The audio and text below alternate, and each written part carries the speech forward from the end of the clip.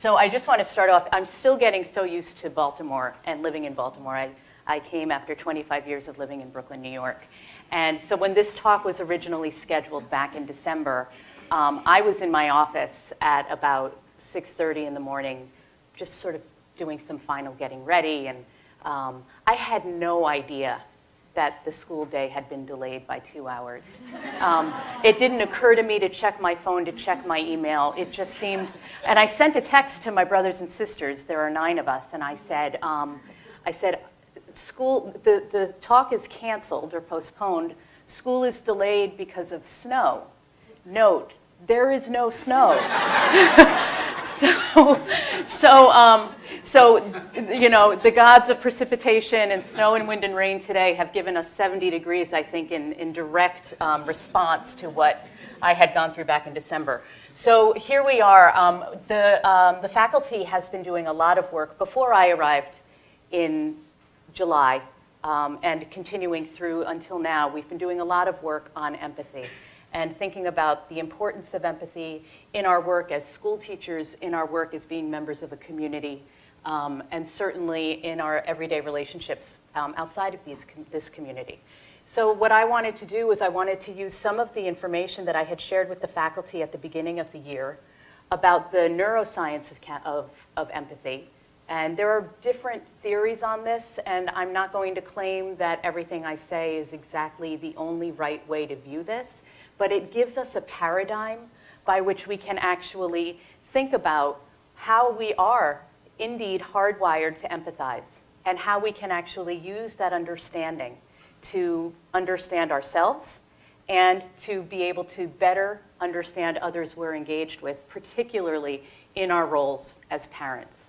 So the first thing I want to say is I came up with this title, and I did Google it a number of times because I was so afraid that I may have stolen it. But apparently I was clever for a minute. So using our brains to parent with heart. I want to talk first about what it means to parent. Parent, obviously, we think of parents as mothers and fathers, as caretakers, as the primary caretakers in a child's relationship. And obviously that is accurate. But parent itself, the word parent means to bring forth. And we are all parents. And we parent others who are younger than us. We parent sometimes, I parent my older siblings. They parent me in turn. We all are responsible for the people that we're connected with in different ways. And the best thing we can do is to help bring them forth in their most promising way. And we can use our empathy in order to recognize that, to help them recognize that in themselves, and to bring that out. So our agenda today is pretty ambitious. We're going to talk about 5 parts of the brain. There are more than 5 parts of the brain, obviously, but we're just going to focus on the relevant ones for the purpose of this talk. And then we're going to talk about one theory on mirror neurons and how they actually may be responsible for our ability to empathize. And then we're going to talk about the empathic parent throughout development. So, you know, just a little bit. We're going to do neuroscience, and we're going to talk about child development all the way from infancy through adolescence. We'll be done in 10 minutes. Sorry. So I want to begin with a working definition of empathy. We all have an idea of what empathy is, but I think it's helpful if we're actually using the same terminology with the same basic understanding. So empathy is the ability to identify with or understand the perspective, experiences, or motivations of another individual and to comprehend and share another individual's emotional state. I'm going to read that again, and I'm going to ask you to just really pay attention to the verbs in the sentence. I forgot to mention it's also a grammar test. The ability to identify with or understand the perspective, experiences, or motivations of another individual, and to comprehend and share another individual's emotional state. There's so much happening in our brain when we empathize. We have to understand a perspective. Okay? It doesn't mean we agree with that perspective. As a parent, you may often vehemently disagree with the perspective your child has taken, but understanding it does not mean agreeing with it. And we have to be able to first identify and understand it. Then we have to be able to shift our own stance. And we have to be able to not just understand their perspective, but we have to comprehend and share what we imagine is their particular emotional state. Okay, so that is empathy. Now, when I was about 9 years old, I was out playing with two of my good friends in the neighborhood, my best friend Sonia and another sort of shared friend, Debbie. And we all know how this goes, right? There are three friends and somebody is always left out. And so Debbie had made it a point,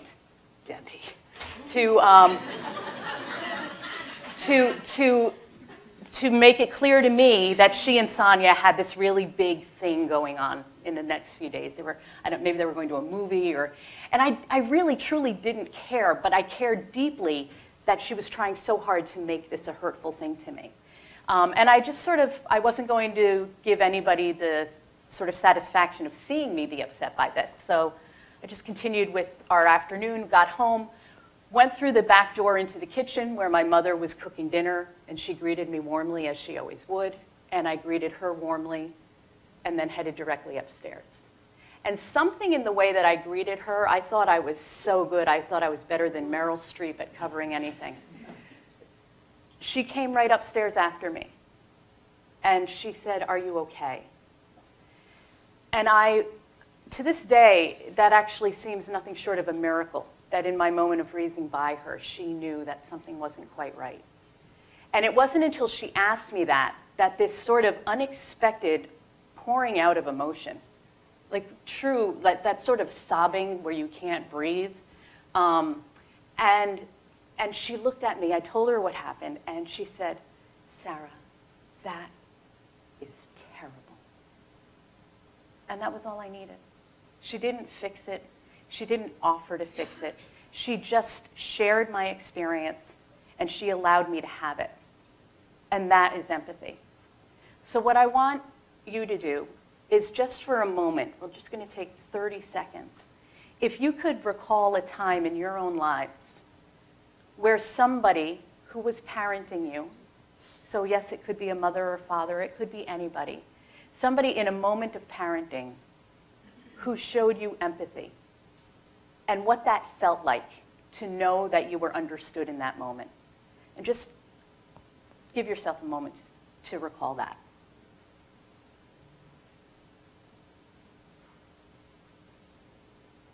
What I want you to do is I just want you to sit with that throughout this talk this morning, because this is what we're aiming for.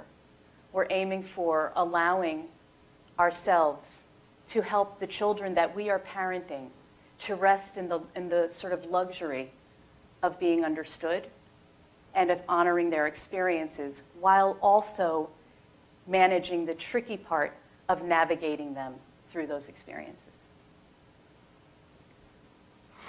So the 5 parts of the brain.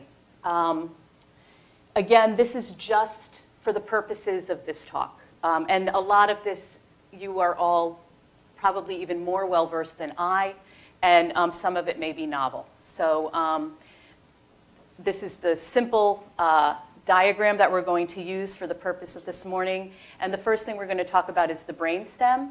Now, Daniel Siegel, who is a neurobiologist, he has this really great way of framing the way the brain is formed. And he actually thinks that it's helpful for all of us to know it and to actually teach it to children. And I've actually developed curriculum for middle school students where we did talk about the brain and how it works. But what he uses is his own hand, or anybody, you can use your own hand as a model of the brain.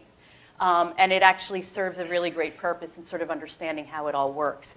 So this brainstem here is really, it corresponds to the wrist up through to the very bottom of the palm. Okay, so in our hand brain, right, this is the brainstem. Now, what does the brainstem do? It's the reptilian brain. Okay, this is the oldest part of our brain. It was formed over 300 million years ago, and it is exactly the part of the brain that originated with reptiles. So what is it responsible for? It is responsible for keeping us awake and alert, for regulating our circadian rhythm. It's responsible for our fight, flight, freeze, and there is another element to that which we often don't hear about, which is total collapse. It's not a recourse that I've actually taken on myself, but it is apparently very common in nature for animals to go through this. And actually, there are people in a moment of being overwhelmed who will exhibit that. Now, this is the first part of the brain that develops in utero. So it is the oldest part of the evolutionary brain, and it is the oldest part of each one of our brains. The next thing I'm going to talk about is the limbic system, which is here right in the center of the brain. And again, with the hand, if you were to take your thumb and fold it over into the palm of your hand, and there would be a corresponding side to it. So that is actually the limbic system. It rests on the reptilian brain. And what does the limbic system do? It is over 200 million years old, so it's much later in development. It is also the second part of the brain that develops in utero. And it controls our basic emotions, and it controls our drives, hunger, sex, dominance, and the care of offspring. So this part of the brain doesn't require a whole lot of cognition. The brainstem and the limbic system, we have to be aware in order for them to be working. But we don't have to, for example, with the reptilian brain, we do not need to remind ourselves to breathe, right? We do not need to remind ourselves to just go through the daily body processes that need to happen to keep our system functioning and healthy. That is the design of this. And the limbic system is actually really, really, it's almost as seamless. It is based more on what's happening around us, but it is an automatic system of the brain. Now, in the hand, again, if we were to fold our fingers down over the thumb, which is, again, the limbic system, the back of the brain is actually the cortex, okay? Now, the cortex continues to develop after birth. Why is that? It is formed, but it is not fully formed.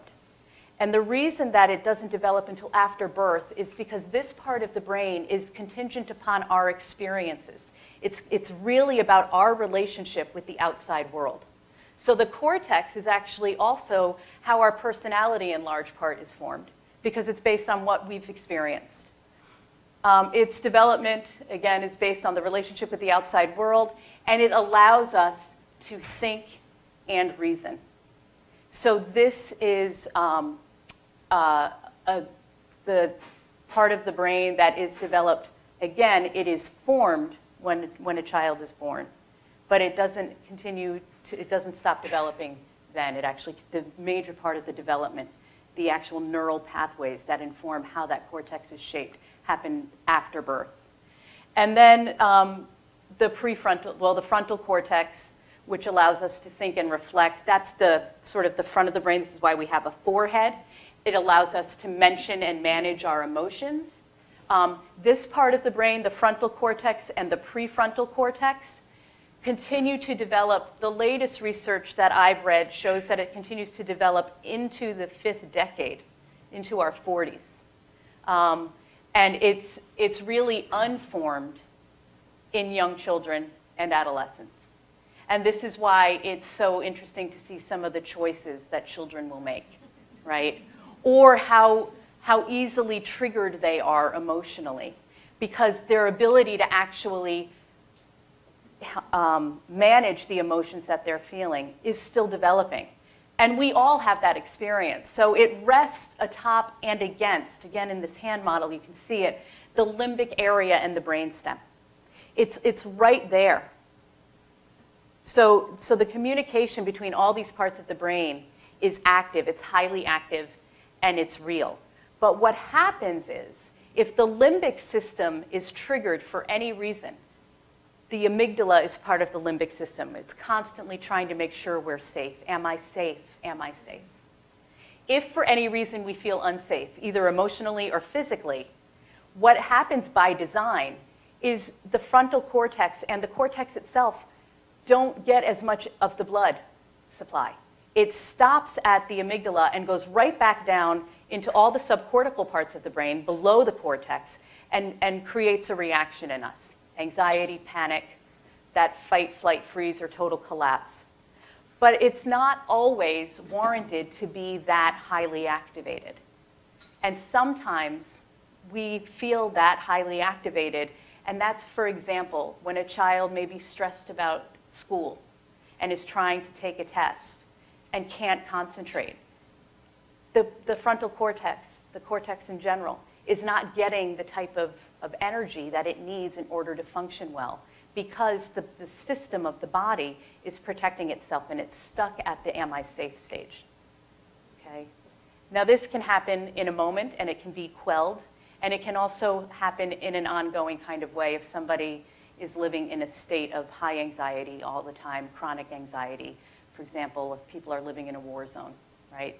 Their limbic system is highly activated all the time. So this regulates the subcortical brain, again, the parts of the brain that are below the cortex, the brain stem, and the limbic areas. So when our thinking parts of the brain don't get the energy they need, and we're only highly activated, we've heard the term flip your lid. It's pretty much like your cortex just isn't functioning, and you're functioning out of a limbic system. You're functioning out of a highly emotional state. And as adults whose prefrontal cortex and cortexes are actually more fully developed, we can practice and model for the children we're parenting how to handle that. We can also normalize for the children we're parenting when that happens with us. You know, what happened? And you could actually even run through this. Or you could just say, I wasn't thinking because I was just feeling so emotional. I was feeling worried. I was feeling stressed. I was feeling angry, right? And that modeling will help them continue, as their brains continue to develop, to be able to manage those emotions themselves. So before I get into the motor neurons, I need to, this book, The Myth of Motor Neurons by Gregory Hickok, came out in 2014. Now, motor neurons and their sort of, their big foray into the world of neuroscience happened back in the late 90s with a group of researchers from Parma, Italy. And it was a very exciting research body. And what happened as a result of that is motor neurons were suddenly being touted as being responsible for just about everything that makes us human. They started being responsible for our ability to have language. They started being responsible for why autism exists and how can you understand autism through the lens of mirror neurons. And also, they were originally, the research was about how it is responsible, how mirror neurons are actually responsible for empathy. So I'm just putting out the counter argument there. We have to be careful with any body of research. We have to be careful. We have to check it and recheck it. We need things that are peer reviewed. But there are pieces of that motor neuron research that are actually highly pertinent and relevant and continue to be something that scientists do agree with. So I'm going to talk about what mirror neurons are, and I'm going to actually give you an example. We're going to sort of do a demonstration of how they work. So if I were to perform a random action, just a sort of a wild hand gesture, your mirror neurons would not fire. We all have mirror neurons. Your mirror neurons would not fire just because I did some kind of a random action. If I did an action that was repeated, right,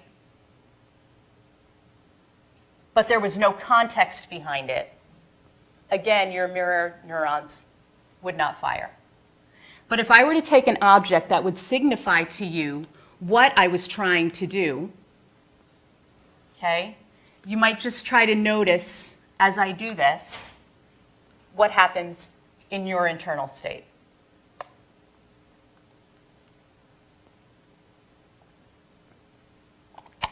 Okay, so I just drank water, in case you were wondering. So what you may have been able to imagine is, as I drank the water, was you might have imagined the taste of the water. You might have even felt yourself imagining what it was like to actually be drinking the water physically, the muscles that are engaged in that activity. You might have realized, wow, you know what, I'm kind of thirsty. So there's a lot of different things that happen there. So that actually is when the point when you know the intention behind an action. It activates a system in your brain that involves the mirror neurons. And when you can predict what the purpose of that action is, you can then understand it, and you can also then imitate it. Okay? It allows you to create a map in the mind that is a neural map of my intention, but you are creating it in your head, and beyond seeing the behavior, you would be able, obviously, to imitate that behavior. This isn't all that interesting, so we can imitate each other. That's not news, right? So what is news is that the mirror neurons, they stimulate the internal states, and your brain takes in what you infer as my state, and it takes that information from the mirror neurons, and it drives that information. The mirror neurons are in the cortex. It drives that information down through the insula into the limbic system, into the subcortical regions of the brain, down into the brain stem, down into the body. Okay? So suddenly, you've experienced something, and you've created an internal experience that you are having based on what somebody else has done. Then, while it's there, it then registers again. Oh, I feel this way. And it comes back up again through the limbic system, through the brainstem, through the insula, up into the cortex. And it refigures that information from your experience so that you can then have an inference about what I may be feeling. So in other words, my action has created a response in you. And that response requires you to actually imagine what my experience may be. So the subcortical resonance then leads to introspection. That's our ability to understand that something is happening within ourselves, and then we try to figure out what that is. And when we have those moments of introspection, that's what empathy is. Those moments of introspection, of being able to recognize our changed body state and to ascribe it to what we believe somebody else is experiencing. So there are a couple things to say about that. Well, there's a lot to say about that, but I'll just say a couple of things. One, it's an inference. We don't know. Oh, you must be really sad. No, I'm fine, right? We think we know, and we can act accordingly. But we're not always right. So that's one thing to keep in mind. And the other part of it is that there are reasons that our own experiences will lead us to the wrong conclusion. So we're not magic. We're just connecting. And that connection, when it is right and when it is handled in a way that is helpful to you and to somebody else, can feel magical. But it isn't a magic trick. It's just being human. So I want to talk a little bit about how this actually plays out in terms of parenting children of all ages. Infancy. It's a really complicated time. There are 3 pieces of advice that I think hold true for any age that you're parenting, and perhaps for any relationship that you're engaged in. The 3 pieces of advice and the things that we do, other than feeding and clothing our children, there are 3 things that we do for babies. We hold them, we talk to them and communicate with them, and we observe them. and we note our observations. We observe them carefully, sometimes with microscopic carelessness, right? So the brain is largely formed at birth, but most of the wiring of the brain happens after birth. So that's a lot of responsibility. So how do we actually influence the way that brain wiring continues? We influence it by interacting with the baby. So based on the needs, based on what we're observing, when you hold a baby, that actual act of holding is actually helping that infant to regulate their body temperature, to regulate their emotions, to regulate their digestion, their heart rate. All of that happens because of the holding that we do. A baby's ability to self-regulate doesn't come online until after 1 year. So all of that has to happen from an outside source, right? So aside from holding, we obviously talk and communicate with the baby, right? We sing, we say nonsense syllables. We get them used to the sound of our voices. We get them used to the sound of voices in general.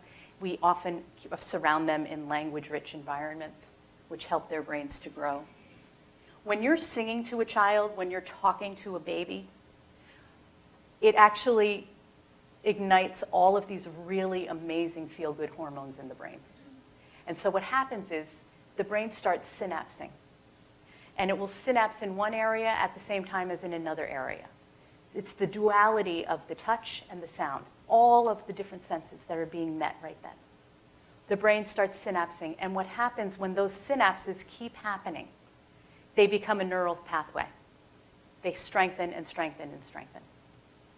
Okay? So the way it's framed sometimes is the way the brain fires together is the way the brain wires together. This is how babies start actually forming all that neural circuitry that allows them to be the amazing organisms that they continue to be in terms of all the development, language, motor development, all of it is dependent upon this. So it's our job to build those neural pathways in really comforting ways for the infant. Now here's the thing about empathy, and this is crucial. We often skip a step when we talk about empathy. We talk about the other. How do we take care of somebody else? How do I recognize what somebody else's experience is? And that's obviously important.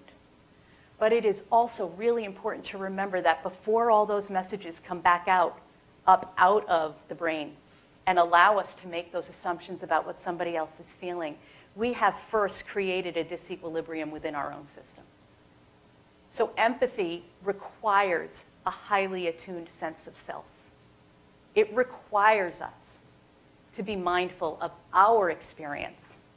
It is not just about the other. And parenting, I would argue, is not a selfless act. It is the opposite.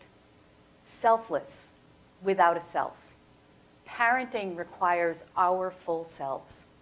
It requires us to be fully present in who we are. So, when you're a parent who's got a baby that won't stop crying, or that the self-regulation just isn't taking hold,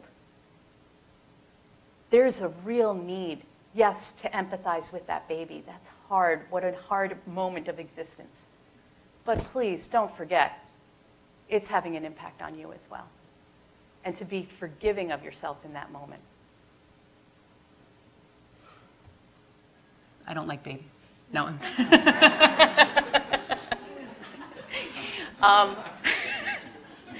Early childhood. Early childhood is fascinating. Again, we must hold, communicate, and observe the children. Okay? The holding may look different. The communication certainly looks different.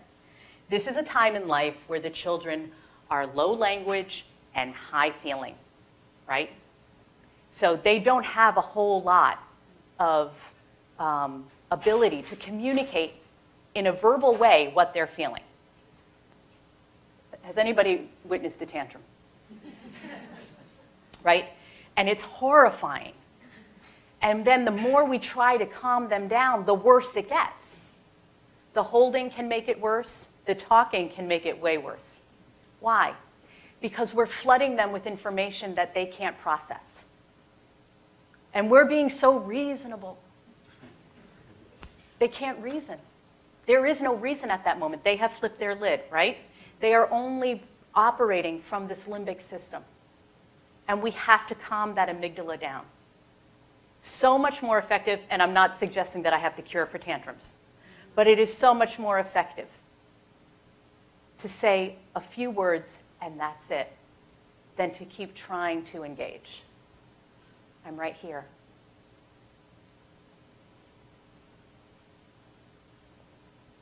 Let them process. Let them calm down. The self-soothing techniques have started working. So they are better able than they were as infants to take that on themselves. But they will need help. And you might need some help too. But it is really important to not flood them. And again, it's the same thing, the empathy for the self and the child. I just saw a video. Somebody posted a video of this 8-year-old child on an 8-hour flight from Europe who was just apparently wreaking havoc. And all I thought was, that poor kid and that poor mother, right? Yeah, it's tough to be on a plane next to a screaming child, but imagine being the one responsible, right? We've all been there. We've all been taking care of a child that just out in public makes it just seem like we are the devil. And what happens actually is if our egos are way too invested in that and our egos are way too involved, we take it personally, and then our desire to calm that child down is often based on a desire for us to be able to feel like we can live a dignified existence in the grocery store, right? But in fact, what really needs to happen is that we have to put our ego aside. This isn't about us. And put that information where it belongs, right? We have to take the information we understand about children and allow ourselves to help those children recover and repair from that moment. When I was a middle child, back in the day, when I was between 7 and 12 years old, this was referred to as the latency period, which is just so funny. 7, nothing's happening. 5 years, nothing happens. We're all latent. It's ridiculous. There is so much that happens in these ages. I'm going to split it into 2 different categories. So there's the early middle childhood and the late middle childhood. Now, this is where Kohlberg's moral development sort of steps in, right? At about 7 to 10 years old, kids know right from wrong. You should see when they get sent to Miss Martin's office, right? They know right from wrong, but their actual reason for choosing right over wrong is that they're afraid of being punished, right? Or they want praise. It's not always because, I shouldn't have done that. It's more like, did they see me, right? So this is really common. It's not driven by moral fortitude. It's driven to avoid punishment. Now, at about age 10, something called ideal reciprocity starts setting in. That sounds good, right? It's basically the golden rule. I'm going to treat you well, you treat me well, we're all going to be fine here, right? And so what happens, though, is there's an appreciation for the categories of rules. So not only do I know right from wrong, but I can also kind of figure out that it would be really bad to play an extra video game after my parents told me to turn out the lights. But it would be really bad if I stole a car. I'm just playing an extra video game, right? So this is all, and when we talk about Kohlberg's moral development, it's not, things that are in stages and phases, we have to remember we are constantly, everything is fluid. We are constantly cycling back and moving forward through that. So just because somebody is able to sort of show moral fortitude doesn't mean they've completely let go of the fact that they're being driven by they don't want to get in trouble, right? It's a continual process, but it's not clean. It's not like, we're done with that. It continues. So again, at this age, we have to hold and contain our children. We have to communicate with them, and we have to observe. We have to have empathy for how to make the body work. This child in middle childhood is figuring out a new body, and it will happen again. later. They're figuring out communication. They are figuring out how to socialize. They are figuring out how to be in school. That's huge. That is huge. These kids are in school for so many hours a day. What does that mean, and how can I do this? I'm going to speed along. We're going to rip right through adolescence. Adolescents are capable of mindfulness. They're able to observe their own neurocircuitry. And they are also going through huge shifts. Puberty happens during adolescence. It's a different phenomenon, but it often coincides or happens. There's some coinciding with it. The entire body changes. They're not as agile as they were. They finally got used to that body, right? And they're running around and they're doing everything. And then suddenly, their limbs are 3 inches longer than they were a week before. And everything has shifted. And Mr. Holmgren talks about this all the time, about how that actually impacts who they are in a moment, and how it impacts how we actually can understand how highly uncomfortable this time of life can be, right? So there's an exuberance of dendrite connections inside the brain, and there's a big pruning that happens here, and adolescents actually will lose 50% of the neurons that they have. You could say they've lost half their mind. You wouldn't be wrong. Jill Bolt Taylor is a neuroanatomist, and she does a lot of work in this age group. And she says that students are unfamiliar with themselves. The testosterone adds a level of aggression in both boys and girls. Again, that high level of reactivity. And it doesn't always feel linear to us. We don't quite understand it because we're functioning on a different way of thinking than these children. So we have to, again, be mindful of where they are. And how do you hold an adolescent? How do you hold an adolescent? Your adolescent's brain is constantly asking if it's safe. More so probably than at any other time during development. Am I safe? Am I safe? So we can hold each other. We can hold the children that we're caring for. We can hold the adolescents we're caring for. They may not want us to wrap our arms around them, and that's okay. But we can provide messaging that allows them to feel held. We can provide messaging that allows them to feel safe, to know they're safe. So one of the things that I read about this is that, and I love this, is we are not thinking creatures who feel. We are feeling creatures who think. And we need to help our adolescents meet their feeling with their thinking.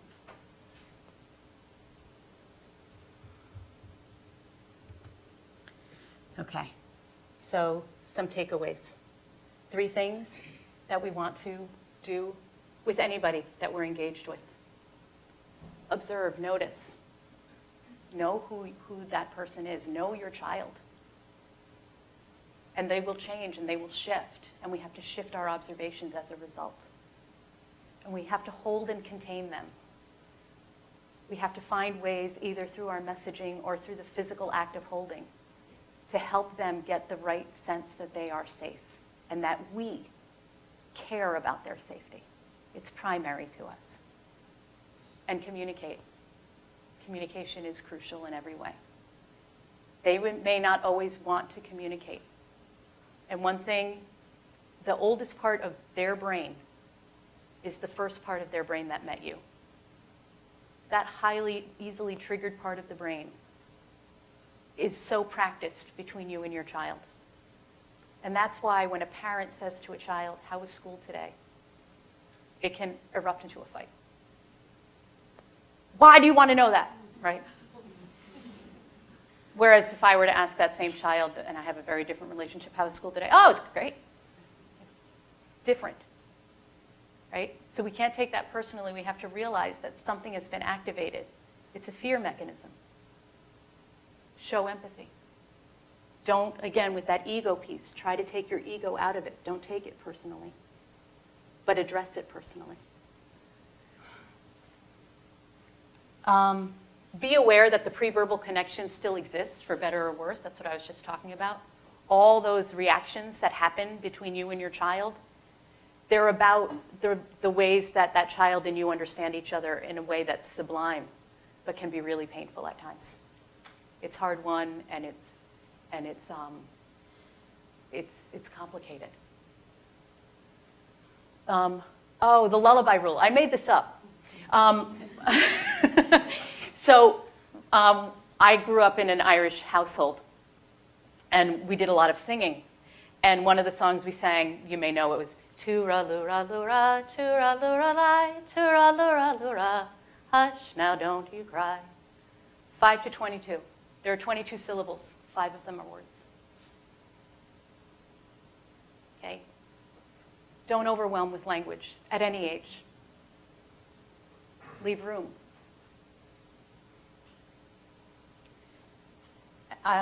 Empathy is a four-way street. The messaging is coming in and it's going out, and then it's going between. We are going to bump into each other. And we have to allow that, and we have to figure out how we come back from that.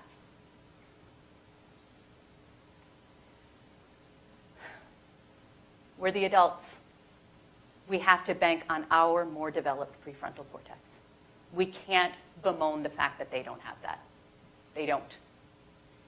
They will one day, and it will be glorious.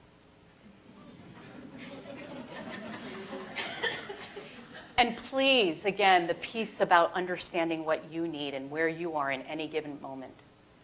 You're also wanting to be safe. We are all constantly hoping we are safe. We set up our lives with routines that allow us to not have to ask that question actively all the time. But please be forgiving when your prefrontal cortex lets you down.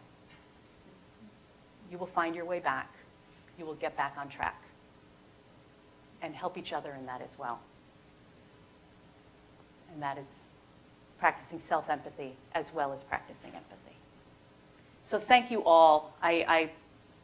It's 5 after 9, and I'm mindful of the time, so I apologize that I went a little long. But thank you all for letting me present this morning. I also meant to, and I want to thank Carly for putting together this whole morning. And this whole thing started because Sarah Walton and I had a lovely lunch back in the summer out on the patio, and we were talking about temper tantrums. And I appreciate your audience so much. And if there are any questions, I'm happy to do my best to address them.